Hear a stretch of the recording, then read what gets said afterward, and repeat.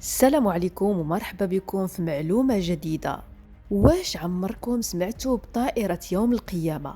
هاد النوع ديال الطائرات متواجدين فقط في روسيا والصين وفي ميريكان، وهاد النوع ديال الطائرات كيطيروا فقط في جوج ديال الحالات: إلا وقع في كوكب الأرض دمار شامل، أو في حالة وقعت حرب عالمية نووية.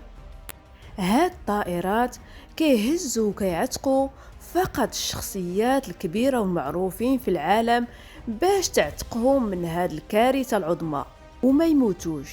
هاد الطائرة مجهزة وموجدينها باش تطير لمدة 7 أيام بليلها وبنهارها بلا ما تحبس، وكذلك فيها الماكلة والشراب اللي تكفي الركاب ديالها لمدة شهور وشهور.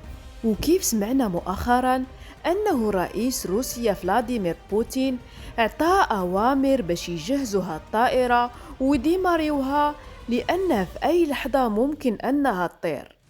فملي سمعت الصين وأمريكا هاد الكلام، حتى هما عطاو الأوامر ديالهم باش يجهزوا الطائرات ديالهم حتى هما باش يطيروا في أي لحظة.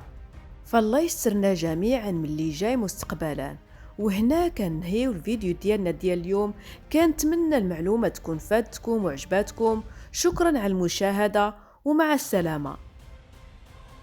It's caught in the crossfire. It's caught in the